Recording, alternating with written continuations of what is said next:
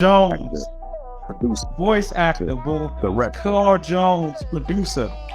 Black Dynamite, Carl Jones, producer, the last OG. With Tracy Morgan. Fam, we got the man in the building. We about to get him on right now. Ladies and gentlemen, with no further ado, show your love for the man, the myth, the legend. That's right. That's right. Carl Jones. Eric. Hello. What's good? Up it up. How you doing? Doing. Man, thank you for coming on to the show, man. Oh, man. It's my pleasure. Thank you for having me. Anytime, man. So, yeah, man. Get into it. Digging the sweater, man. That's looking real festive. I like. They see me. I like my colors, bro. I like that. Thank you. Yeah, a little polo. You know what I'm saying? Okay. That's what's up. Yo, Dashawn said Carl Jones is the man. Okay, Carl replied to my text. I will. Oh, bro, they covered it all. No, Right. They don't say, you know what I'm saying? You know what I'm saying? Like, how you doing? Friday? Nah, just in my intro. With his beverage, they was just like, oh, no, Carl, I've been trying to DM you, Carl. Like, man, I'm like, okay. But again, thanks for being on the show. We'll have some fun today. Let's just jump right into it, bro. Like, who is Carl Jones, man? That's a super wide open question. I'm gonna phrase it like that on purpose. Who is? I mean, people know, but in case they don't know, who is the man, the myth, the legend, Carl Jones? Man, I'm just a nigga that was selling mixtapes in a barbershop. And fucked around and started, making cartoons for a living, I guess. I got my start, as most people probably know, with the Boondocks, and from there, I went on to do Black Dynamite. Did a lot of stuff with Adult Swim because at that time they became almost like family to us, right? So I did another project called Freaknik the Musical with T-Pain and Nick Weidenfeld, who was our executive at the time at Adult Swim. Dope. And did some other stuff with Adult Swim, like the Jellies with Tyler the Creator, Laser Wolf with Emery Bonsu and Vince Staples, and what else? Did some stuff with Comedy Central, like Legends of Chamberlain Heights, with Josiah. I don't know if you guys are familiar with Josiah, but I moved around, man. Did some stuff with Fox and damn, what else? Yeah, man. I mean, most recently, I guess I did a show at HBO Max called Young Love, which is based on the Oscar-winning short film Hair Love by Matthew Cherry. Yeah, and a few other things here and there, but those are the most notable. Respect. Hey, how can I not mention this? And I also launched a really dope NFT project called Bubble Goose Ballers around the end of last year. And it's if you haven't heard of it, please check it out. Bubble Goose Ballers. We got a really dope community, with some really hardcore community members and fans, and it's a dope project, man. We're in the process of making toys and TV shows, clothing, and the whole nine. So dope, man. Listen, man, talk about that era in Adult Swim where it feels as if they had the monopoly on adult animation. To you coming into the game, how was that era of animation? I mean, it was crazy, man, because Adult Swim was very different from a lot of networks, right? Because Mike Lazo was the head of Adult Swim at the time, and he was just a visionary, man. Like, he was somebody that truly saw, because he started doing like Space Goes Coast to Coast, and right, and repurposing a lot of that old Hanna-Barbera stuff, right? And it was almost like they were doing like, and I mean this in a respectful way, but it was almost like they were doing like a parody of a cartoon network, right? Right. And it just really resonated with people, man, because they never took themselves too serious, you know? So there were a place that you could pitch a show like Aqua Teen Hunger Force, where there's a meat wad in a French fry box in a house next to a nigga named Carl that wears white beaters, right? I'm sorry, tank tops. Right. But you know, that was a place where, you know, creators could go and really spread their wings and just do a bunch of crazy shit, and they supported it, you know. And because I don't know that you could have sold that show anywhere else, or Squidbillies, or, you know, a lot of stuff that they did. And the Boondocks actually got turned down at Fox first. A lot of people don't know that. Oh, whoa. You know? So, wow. You know, Okay. it was this place where they let us play and do whatever we wanted to do. And there wasn't many limitations. Every now and then we get a few notes, but it was unlike any other network. And I do think that's why they were so successful. I mean, even look at Family Guy. Like, Family Guy started out at Fox, right? Then Fox gave it to Adult Swim. Adult Swim got it hot, and then Fox was like, "Yeah, give me that back." Came back. Let me get that back.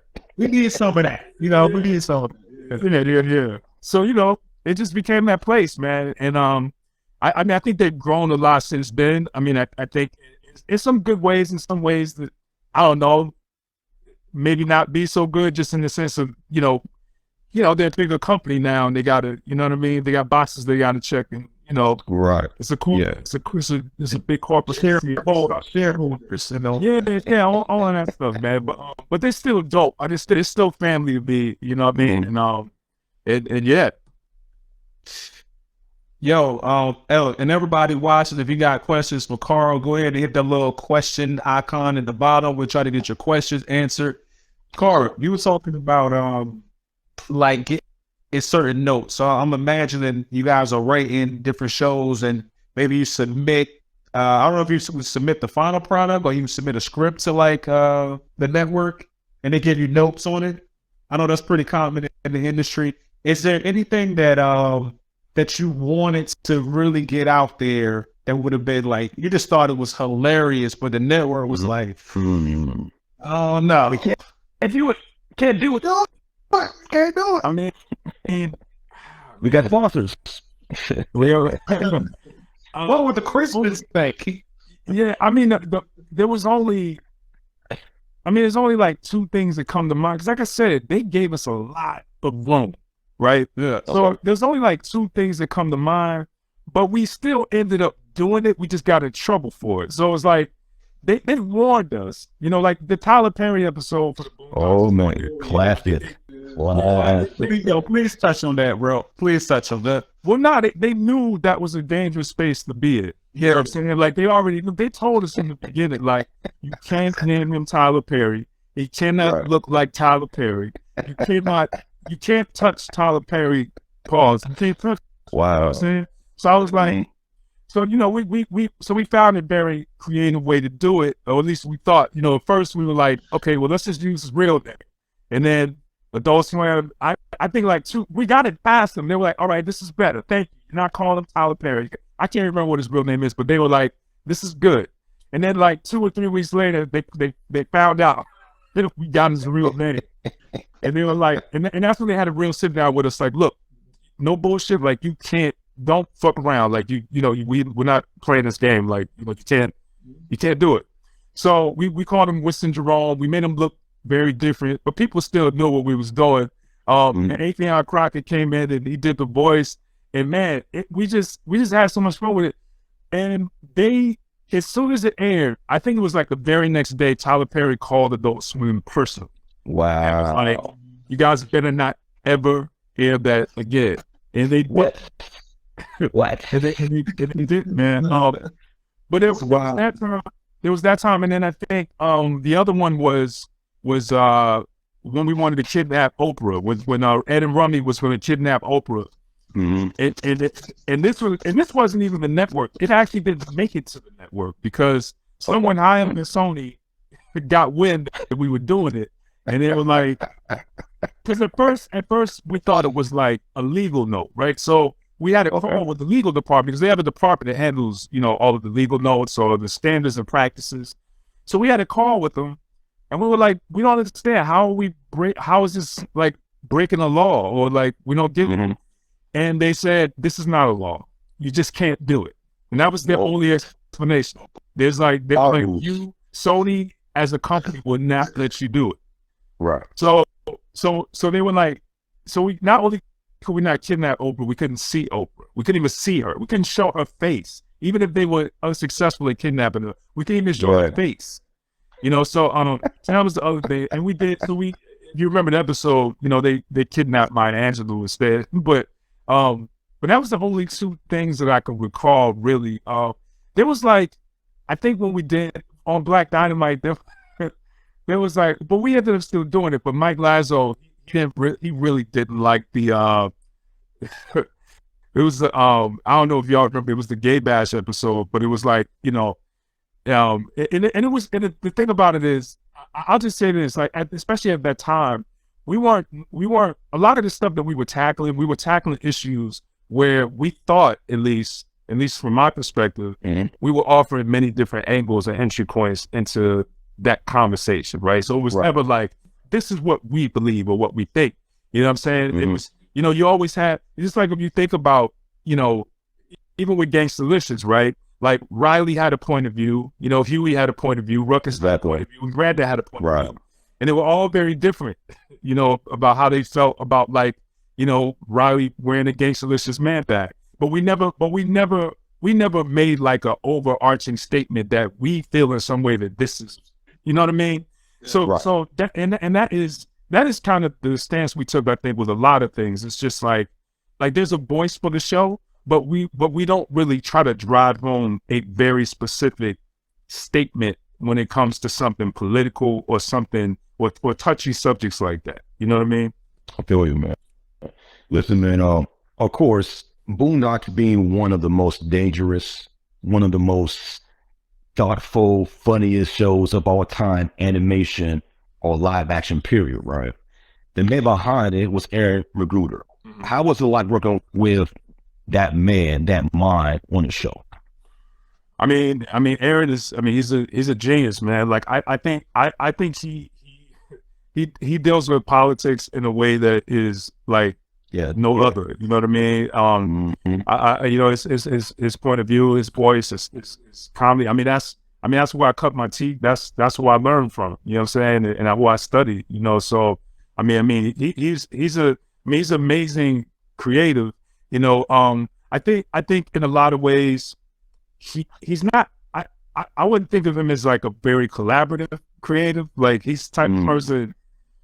When he was doing the comic strip, I think it was such an isolated job. Yeah, with all him, and there wasn't many people involved, and there wasn't a lot of voices, a lot of elements. When you take that into animation, it's extremely compartmentalized, right? So you have you have hundreds of artists, and, it breaks down into different from character designs, the background designs to the inks and paints and colors and storyboards and. You know what I mean? And then you get into animation. There's just a lot of different elements and layers that all have to come together, and you be happy with it, right? Or has to meet your at least your ideal vision. And that was the biggest problem I think he had. He just couldn't. He was. Look. He was so. He had so much attention to detail, and he had such a high bar, high standard of quality. Like he had me. Like there was times where like. I would get a background design, right? And it would be a tree. It'd be like Huey's tree, for example. I would show him like, what do you think about this tree? And he would look at the leaves in the tree, and he could tell if they used like a cloning tool in Photoshop and repeated a leaf pattern. So he'll be like, these leaves look the same. I don't want. He said, to stop using the cloning tool. So and that's just like one example, but it was a lot. It was like that across the board. But I will say this, and it was rough because you know what I'm saying, like and our characters also change clothes almost every scene. unless it was in the same day. So you don't see that in animation. You usually see a character design, they have one set of clothes all throughout the entire lifeline of his cartoons. Yeah. That's not what we did. You know, it had to ring true to the culture, and it had to be authentic, and we had to because of what it was, it had to speak to the culture the real way. So we wanted our characters to have, you know, different clothes, and you know what I'm saying, and be like real people. And so that came with like clothing designs. You know, like there's a certain fashion that Huey has that's different from a certain fashion that Rodney has versus Granddad. And so it was a lot of thinking that went into this, but there was a genius behind it. And because, I mean, look, the networks, I mean, Sony complained a lot, and we were over budget and we were over schedule every season. I think we was maybe, I don't know, $1.7 million over budget every season, something like that. Okay. But the problem was really, the problem wasn't Aaron was being too demanding. The problem was the show was under budgeted, because the kind of show it was, it needed a lot of characters. It needed a lot of backgrounds. It needed a lot of what we needed in order to tell the kind of stories we were telling, you know, but it's kind of hard to say that after the fact, you know what I mean? And so, you know, so anyways, it was a great experience. There was a lot of ups and downs. Right. So he and I don't talk now, which I think is unfortunate, but you know, it was dope though. All right. Real quick, RA. Brisk Scott King said, to kill Carl, I know you ain't drinking my favorite soda.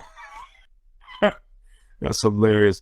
This nigga is quoting a bully that we used to know in high school. Oh, word. He used to run up on people like, yo, I know you ain't drinking my favorite soda. Let me just smile.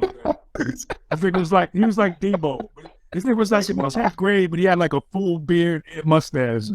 Damn. You roll up on you and be like, yo, I know you ain't wearing my favorite shoes. One of those. Okay. Gotcha.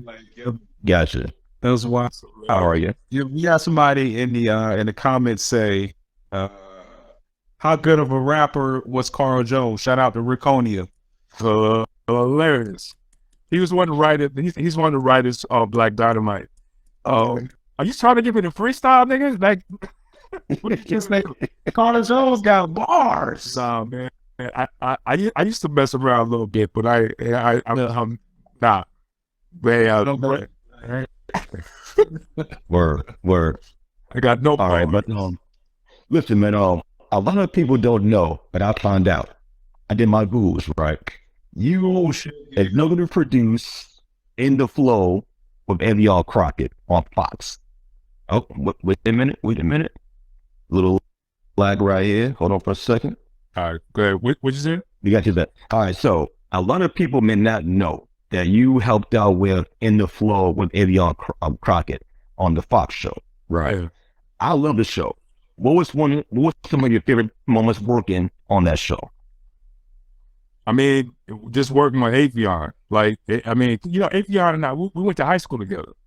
Word. Wow. So, you know, yeah. So he and I, we go way back to Fayetteville, we call Fayetteville. And so having a chance to work with him, number one, since we grew up together, was surreal, right? Mm-hmm. But it was interesting because before we took the show to Fox, he had the internet on fire. Like, he was just ahead of his time, man. Like, y'all remember, but, you know, like his impressions are crazy. Like, he just a legend with the yeah, insane, bro. And so he was doing all of these really dope, you know, skits on YouTube. Mm-hmm. And at some point, I don't remember how the conversation came about, but I remember I might even said to him, like, yo, we need to try to, because, you know, at that time, you know, I had, you know, produced a couple of things. I've done, you know, I've sold a couple of projects and stuff. So I was thinking, like, there's got to be a way like we could set this up at a network, you know. Mm-hmm. So we actually cut together like a sizzle reel. We just took all of his dope pieces from all the dopest pieces from YouTube, and we cut it together in this like sizzle reel, right? It was like a 2-minute sizzle reel, and we set up a meeting with Fox, and we played it, and they were like, we love it. They were like, and Avion, you know, he did his spiel, talked to him about how his vision for the show, and we got the deal. But what happened was, after they said they wanted to do it, I got a call from my agent, and he was like, hey, what do you think about partnering with Jamie Foxx? And at the time, I was trying to wrap my head around it because first of all, Jamie's a beast. Like he's like one of the funniest people I've ever met in my life, right? Absolutely. But I was trying to figure out how those two different brands of comedy work together. You know what I'm saying? Because Apion does a very specific thing and Jamie does a thing, you know? And so that was the thing I struggled with. But at the same time, I'm like, it's Jamie Foxx. So I talked to Apion, we decided to make it happen. And so we came together, Jamie had his writers and, we had some writers and we brought those two camps together. And I feel like the problem with the show, and I know it's not what you asked, but I think the reason why the show didn't last long, or why it got taken off the air after like 6 episodes, I really believe that it was just two different voices that were fighting each other. You know what I'm saying? So almost literally fighting each other, but that's a whole other story. But it was really, it was really, Apion if we would have, I truly believe if we would have did the show that Apion had in mind, you know what I'm saying? I think it would still be on the air to this day. I truly know, man. Yeah, we had a bunch of dope sketches, man, that just didn't make it in. You know what I mean? But whatever, And it's also Fox too. So keep in mind, like, because we were also trying to do some stuff that was probably a little more thought provoking and on the level of what Chappelle was doing, right? Okay. But it was Fox, so like a lot of stuff had to get, kind of, reeled in and watered down, and it got to a point where it was like, yeah, this is probably not gonna work, Yes. They try to make it into like they try to make you guys be like Saturday Night Live or something. You know what I'm saying? Yeah, that's the way I don't really go there for real, Yeah, it was just like I don't know. There was. I just remember there was sketches that we wanted to do that was just like there was even. I remember we did one. They actually still let us shoot it. Well, no, actually they did let us shoot. We snuck and shot it. They told us how, but we did this thing called Skinny Pig, right? Where it was the evolution of the skinny jeans. It was like it got to the point where niggas just spray painted their legs, right? And so we did a whole music. So we did a whole music video for Skinny Pig, but they told us they didn't approve it. They told us not to do it. And so we went downtown and shot it anyway. Yeah. But what happened was we played it in front of a live audience, right? And the crowd went crazy. And so one of the executives, he came over to me. He was like, you were right. He admitted he was right. See? Good call. Like that, man. Mm-hmm. Yo, real quick, and then I'm gonna take a question from the audience. Also, you guys, put your questions in the little question box. So talk real quick about like you were saying on Avion's show, like Jamie Foxx had his writers, Avion had his writers. Like, what is that like what does that writer's room look like? You know what I'm saying? Especially when you got like maybe clicks and stuff, you know what I'm saying? Like how does that work? I give you an idea, right? I remember one day I was in the writer's room and they had, I think it was Chris Spencer somebody was burning the script at the time. It was somebody wrote Damn. It would be a flirt. And you know what I'm saying? I'll just say this, man. Like, well, first of all, like Jamie's writers are like funny as hell. Like, Chris Spencer is funny. Johnny Mac is hilarious. Like, these dudes are like really, really funny. It was just, I think it was more of a tone thing, right? Because it was like, so the room was pretty cool. Like everybody, we got along, and you know what I'm saying? And everybody's pitching jokes and, we're putting scripts together. But at the same time, it's like, it's two different tones. Right. You know what I mean? Because they come from a world where like, I don't know if you ever listen to radio show, but like they be going in, like really hard on people, right? Mm-hmm. So like some of the stuff would be kind of, you know what I mean? I'm always saying, because I'm cool with even like mean spirited jokes or whatever, but I just think like totally was just different from like APR stuff. I felt like had a larger reach. You know what I'm saying? Mm. Because it was like I don't know, like he even if we went into some areas that would like that might feel a little dark or maybe some taboo subject matter, he had a way of doing it so that it's hard to explain. I don't even know how he does it, but he had a way of doing it so that it didn't feel like, you know. And I think a lot of it just comes from his charisma and his personality that he brought to the table. But there was a lot of sketches that Jamie like wanted to do that Avion didn't want to do it, and vice versa. And so at one point it was really hard to like navigate all of this, because I'm Jamie's like, Avion is Avion Show. We can also like a base. Yeah. Because I remember, I'll tell you this one story, like we spent, I don't know, maybe like 3 or 4 weeks coming up with sketches, right? So we had a whole board filled with these index cards. There was maybe like 70 sketch ideas that we were really, really excited about. And everyone, Jamie came in and he said, hey man, this is his first time coming in, because I think he was shooting a movie or something. He's like, hey man, what's going on? Oh man, it's good. Yeah, we here, man. We doing it. Mind you, it's like 8 o'clock at night. It's like 8 or 9 o'clock at night. And he's looking at the board. He's like, well, these are sketches going on? Okay, cool. He starts taking them all down. And he took the stack and tossed it in the trash. He's like, yeah, man, let's come up with some good stuff. Whoa. Oh, so no. When that happened, how long has y'all been working on? How long has y'all been working on him at that point? It was like 3 weeks. It was like maybe like 3 weeks. Because we were just coming up with the ideas. And it was like quick. And mind you, it's like 9 o'clock at night. He's like, all right, man, come on, let's work on some real funny stuff. And it's just like, yo. Okay, I was like, yo, what is that like, bro? Because at the same time, like you said, it's Avion's show, but Jamie is like, I guess he's the one that's kind of getting the corporate back. The OG. Kind of like the name or whatever. So, like, what is that like? Because, like you said, to your point, Jamie is immensely talented, well respected, but like at that moment, you got to be like, yo, you know what I'm saying? Like, yeah. I mean, it was hard, man. It was hard. Like, I'm just being like, it was, because you couldn't. I mean, look, he's also really smart, so it's not like I don't think it, like, he understood.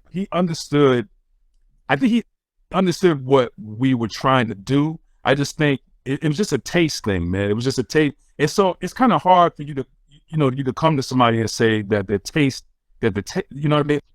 Well, it's not even that it's wrong or it's bad. It's just different, and then I guess then the question becomes, well, whose show is it? And this is the problem, because, we had too many chefs. It's like, okay, it is APR's show, but it's Jamie's show. And then I'm in this weird position because I'm running the writer's room, but I gotta make sure that both of these camps, come together creatively and synthesize together. And that was just like almost impossible. There was times where, like, Jamie would take his guys off, in his office, and Avion and I would be working with the rest of the writers in another room, and we would be working on sketches separately. And then we would try to come together. And then when you start putting those sketches, because that's actually what happened eventually. So we start putting those sketches together in the same show, it felt like 2 different shows. You know what I'm saying? And that was the problem. So we were never really in a position, Afion and I, we were never really in a position where we could actually, tell him no. You know what I'm saying? It's like, we ain't got that kind of, this is Jamie Foxx. Like, you know what I mean? Like, and again, like I said, he's one of the funniest people that I've ever met in my life. Like, the nigga, I mean, right. Some people just have that natural gift. He definitely has it. I just think, just different vibe, you know what I mean, than what Atheon was on. Where somebody asked earlier, what was it like animating the fight scenes in both Boondocks and Black Dynamite? It's funny how, like, everybody in the show knows karate. It's like, right. I don't know who it is. Everybody knows kung fu. Everybody knows. They never address how all these people know kung fu. Everyone knows kung fu, right? It's just not like that. Yeah. No, it was fun, man. I mean, I think that was one of the cool things about the show is, because, we grew up, watching anime, and, we it was like part of the show was comedy and social commentary and satire and all that stuff. And then there was this fun part where we could just do these really dope ass anime fights with, like, black characters, which you would just never ever see. So it was cool, man. Especially when we had, guys like Sung Kim and LaShawn Thomas, I mean, you know, Sun Kim is like, so you know him, like he's one of the best artists, directors, board artists. I mean, across the board, you name it. Like he's just phenomenal. So a lot of those fight sequences that you saw came from him. And I ain't gonna front. I found, you know, it's funny. I didn't even notice at the time, but like later on, like there was certain fight scenes. It was fight scenes that we did that I'm like, you know, like some boarded it, but I'm like, that it looks very familiar to me, but I don't know where it came from. And then I seen people post, people found, you know what I mean? People found like Naruto, you know. But at the time, I didn't even know it, you know, because you know, some is just showing boards, and I'm like, oh, this is dope. But I knew, I was like, why does this feel like it feels familiar? And you know, so there's people that tried, you know, they online, you'll see like some of those fight scenes, you'll see, you know, we was inspired. They don't like some other anime. There you go. Inspired. There you go. Yo, so that's a good leeway into this question. So to you, because it's two trains of thought on this, and me and G were talking about this before we got on the show. To you, is Boondocks, is it an anime? You know, people used to ask me that all the time, and I used to take the stance that it is, you know, because I always approached it like, you know, I feel like we would never truly embrace as anime just because of the subject matter, and the characters were black, and you know what I mean, and the culture of it all. I think that's why when I say the anime community, I mean like the hardcore anime heads never truly like really embrace it as anime, because you know the kind of stories that we're telling are also not very anime, right? But it's more cultural, culturally, right?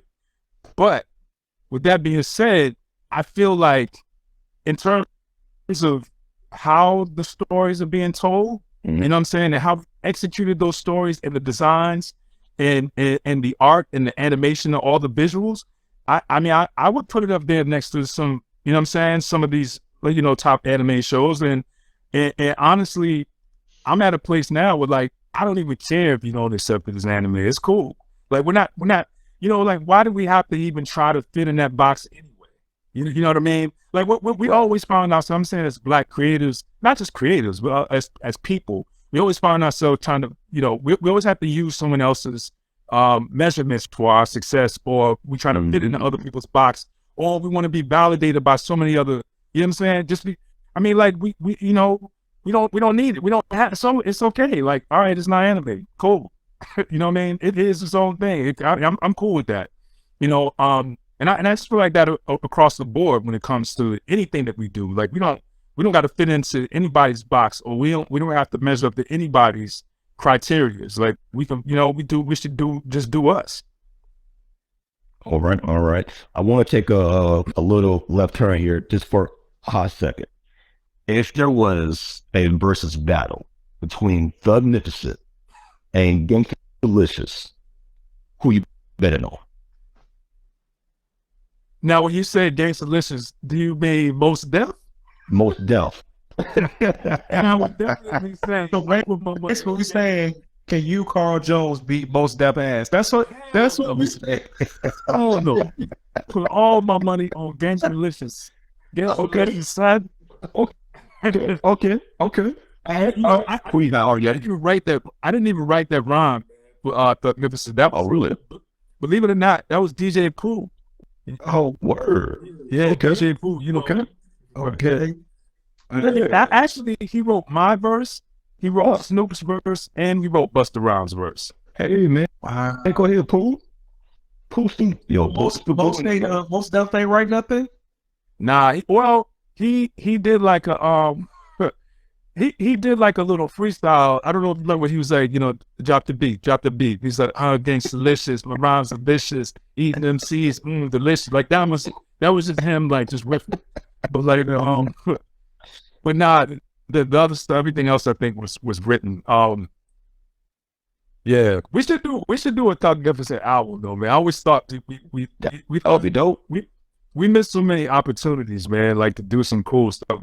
You know what I mean? Like, you know what I mean? Because we would do these hooks, like booty butt cheeks.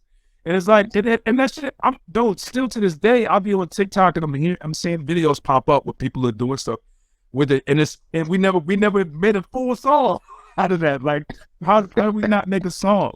Right. Mm-hmm. It is booty butt cheeks, by the way. It's not booty butt cheeks. But you know what? It's not booty butt cheeks. No, I thought so what happened was so our music producer was a guy named Tank, right? It was really dope, not the singer. But he basically did like the guide track, right? For the song, and he wrote it and he produced it. I thought he was saying booty butt cheeks. So when I recorded when I did my VO in the show, I was saying booty butt cheeks, but the song that that's playing underneath it is saying mood and butt cheeks. So later on, he heard it. He was like, bro, you know you're saying the wrong thing. And it's played right. No, like it worked. Well, that's what every once in a while. That's why later on in another episode when he was like, when Thugnificient was mad that his fans weren't supporting him, he was like, "Hey, Thugnificient, is it mood and butt cheeks or is it mood and butt cheeks? Who gives a fuck, nigga? It's a song about butt cheeks." Like, that's where that came from. Because people were like, people talking about it. That's so hilarious. Every once in a while, I will just break out and song about booty butt cheeks. I do it at least twice a year, just randomly for no reason. Booty butt, but no reason. Absolutely. Yo, somebody said Ask Granddad was a hit. Oh yeah. Oh man. Yeah, man. Thank you. I mean, I said it's DJ Pooh and we had how did his name slip my mind, man? Rest in peace. John Willis? No, it's singing on that's singing the hook. How did that his name? I just drew a blank on his name. You just mad because your ass is old. Man, slip my mind. I'm sorry. Nate Dogg. My bad. Nate. Oh, Nate. Yeah, okay. Oh man, perfect. Yeah, perfect, man. Nate Dogg. He sang the hook, and I think Pooh wrote that too. Actually, I think he wrote the whole song. I know. Fonte from Little Brother did some voices for the show too. Did you ever work with Fonte? Yeah, man. Yeah, he did. I think it was at the end of the Cancer Freeman episode. If you go watch it during the end of the Cancer Freeman episode on Boondocks. Wait a minute. I want to say it was at the end of that song, but he did I Don't Trust Them Nigga song, right? Yeah. He's singing like a Negro spiritual, and he did all the voices because you would hear like a chorus singing, but that's all Fonte. Dope. Yeah, he's dope, man, and he's really really funny. Like he's really funny. Okay. Yeah, I mean, you kind of get an inner sketch too, like he shows that creativity in albums. Yeah. He's so super creative. He's got a great voice. He's got different voices, and he was fun to work with. Yeah, we worked together on Black Dynamite a little bit too. Man, there we go. How did y'all get work done? Like, okay, I can imagine we didn't. That's it's like, is that why it was like so many gaps in between? Like, you know what I'm saying? Well, first thing you have to realize, it takes. Well, typically it takes like a year and a half, right, to produce, a full season. But for us, it took 2 years, right? And so a lot of people will be like, "Yo, did the show get canceled?" And it's just this is how long it takes to make it. But nah, bro, it was hard, man, because it didn't have, at one point. I say at one point it didn't feel like work. At one point it was really friends hanging out. You know what I'm saying?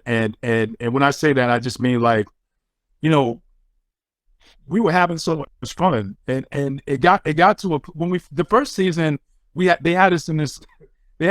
working out of this warehouse. Someone had us in this like it was like an industrial warehouse where they kept like all the Sony movie props. So it was like a Ghostbusters, the Ghostbusters car, and it was stuff from like the movies.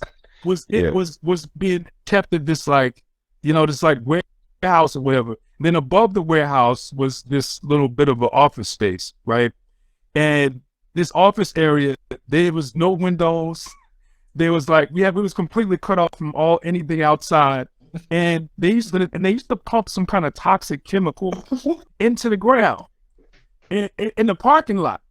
Because we'll be, walking through the parking lot to go from one part of the building to the other, and we'll see these guys in hazmat suits, and they're like pumping chemicals into the ground. I don't know what it was. I had no idea what it was. But then I think there was like these giant towers that was just buzzing. That it was just right there in the middle of the park. So it was just like the worst work environment, right? But this was the first season. And they don't really give a shit about animators. They just put us anywhere, right? And no one knew what the show would become. So after that first season, and the show, started popping a little bit.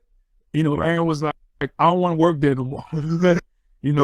And so we moved from there, and we actually got a house in Tarzana, right? And it was in a little cul-de-sac, but it was like a jacuzzi in the backyard. There was a stripper pole inside. It was like, video games. There was always random like actors.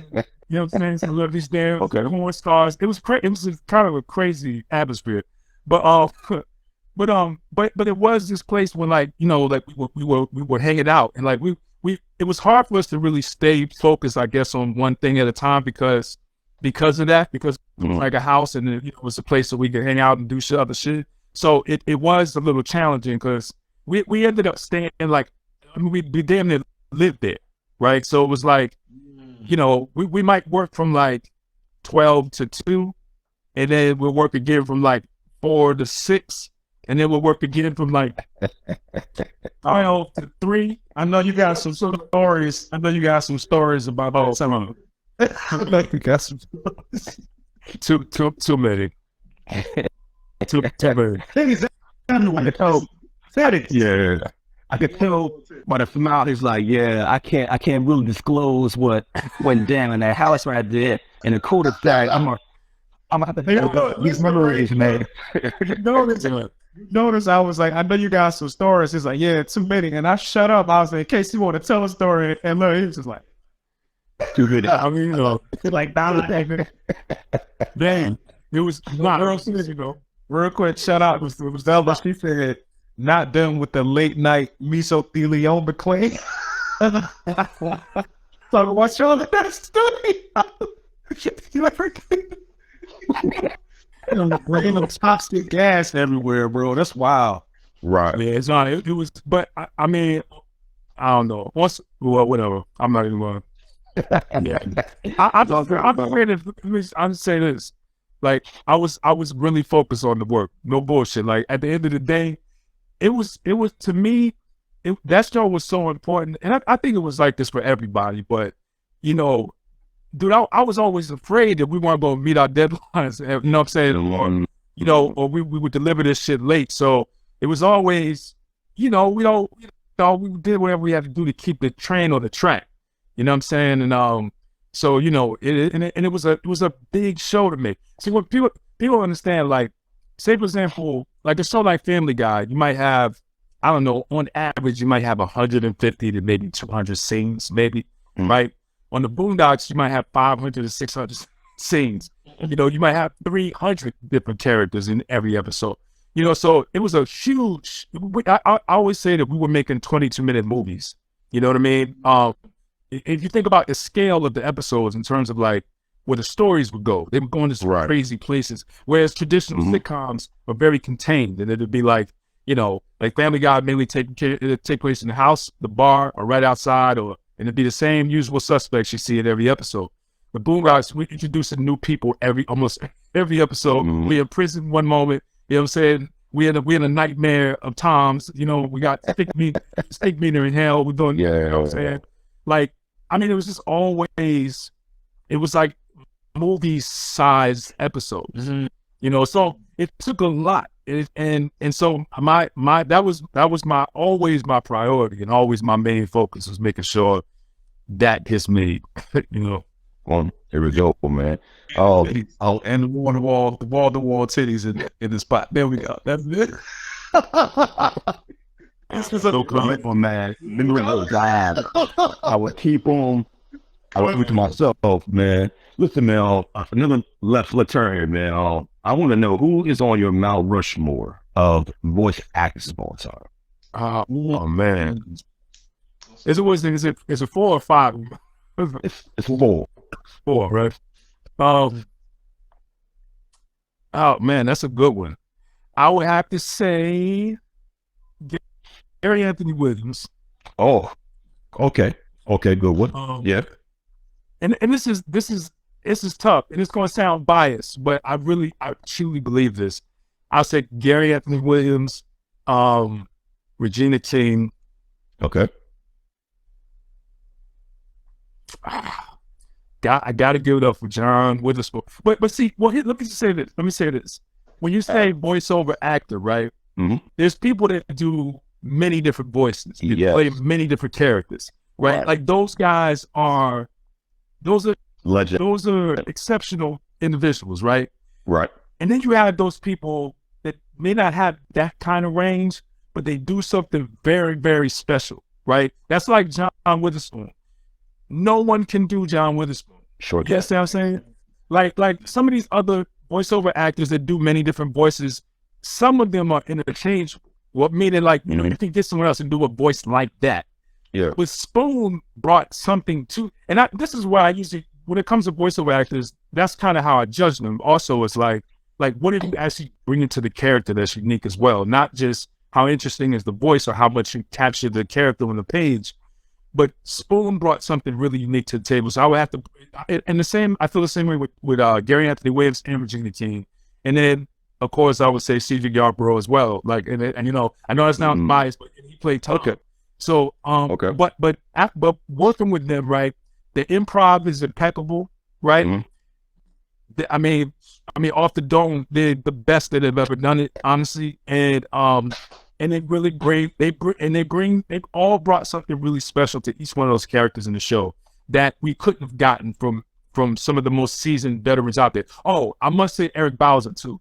Eric, who did he play? Bowser. Eric Bowser. Bro, just Google him.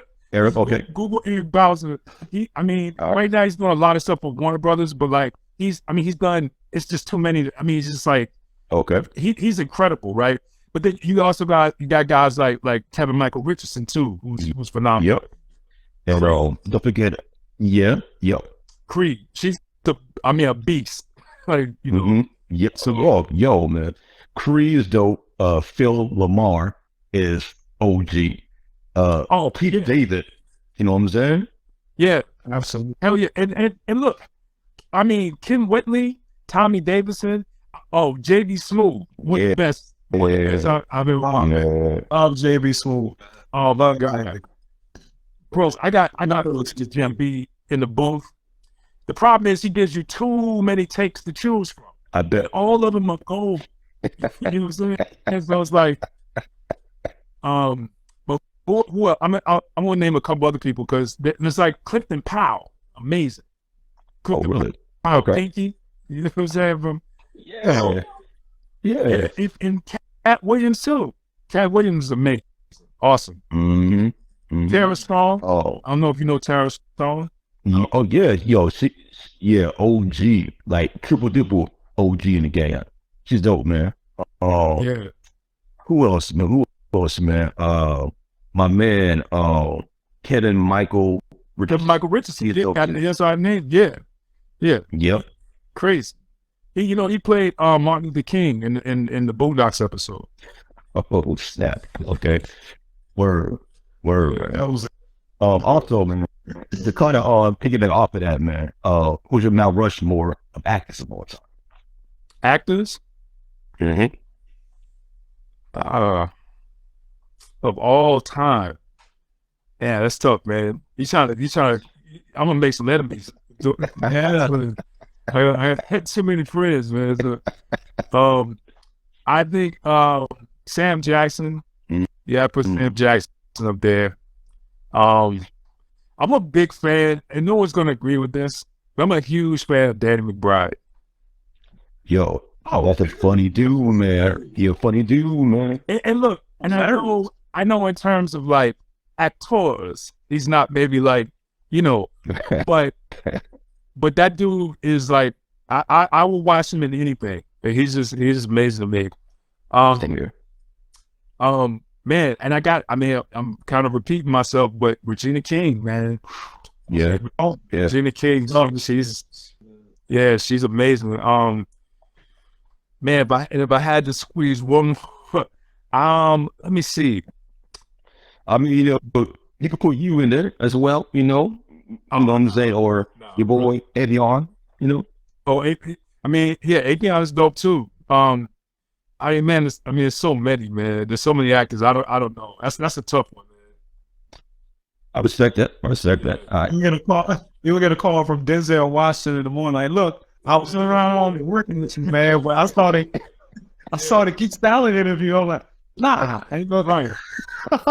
So you got Dan. We're not gonna go back. You're right. And Tracy Morgan is also really good actor, man. Sure. And I think Tracy has a lot more range than I think people realize, because he hasn't, most of the roles you see him do is like in that vein of being Tracy Morgan, right? But man, like he can go, like he's got several different bags that he can go to, man. Like he can, you know what I'm saying? Like he can pull off some really, really dramatic stuff, some really heartfelt moments. And, he's a student of the craft. Like, when I worked with him on set on OG, there's plenty of times he would just be like, yo, Google 1967, such and such. And I go looking up, he's like, watch for me. And he would sit there and, and then school me, right? Like he would pull up a Sidney Poitier scene or something like, just some real obscure stuff. And he would tell me to watch this scene, this scene in particular, and he'll be like, I want you to pull the emotion from that. And that's what I want to see in what we're about to do in this next scene. You know what I'm saying? And I'm not even the director, I'm the showrunner, but he was still like, any opportunity he got, he would help me to understand how to make a scene better, even from the writing to directing to just how to think about it. You know what I'm saying? Like he's very, very thoughtful in that way, And